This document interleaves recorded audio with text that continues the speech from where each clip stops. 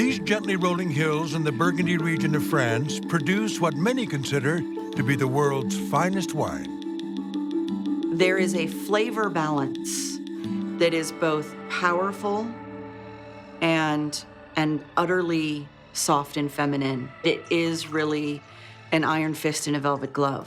Visitors are often surprised by how tiny Burgundy's vineyards are. The legendary Romani Conti vineyard, for example, is just over 4 acres. Or, to use a classic American yardstick, it's the size of 3 football fields. It's the most expensive piece of land in the world. And they make a finite number of bottles. You know, in a good year, they'll make 8,000 bottles of that wine. That's not very much considering the global population. At auction, a single bottle can fetch tens of thousands of dollars.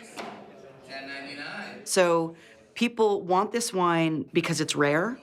It's expensive because it's rare, but it also is, to anybody who really knows wine, the best wine in the world. Laurent Ponceau is one of Burgundy's most respected winemakers. His ancestors first produced wines from these vineyards in 1872. And Ponceau has been perfecting the family tradition since the 1980s. I have one rule, is not to have a rule. I would compare it to a chain. The chain starts with the roots of the vine and ends in the glass of wine when you're drinking. In between, you have many elements of this chain, and human beings are only one element. Having that in mind, everything I do in the vineyards is related to this idea to respect what Mother Nature is giving. In April 2008, Ponceau gets an email from a friend in New York. And he asked me a very silly question. Since when do you produce the Clos Saint-Denis? Clos Saint-Denis is one of the Grand Crus that we produce now.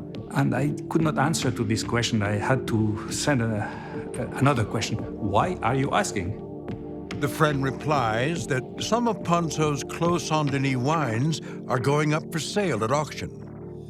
They are vintages from the 1940s to the 1970s. I was sitting, fortunately, otherwise I would fall down.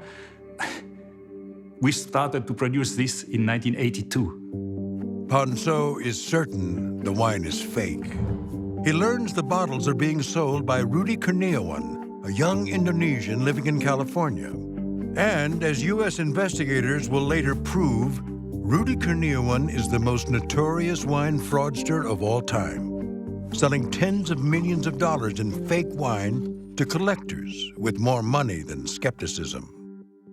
Hot, deceitful, excessive.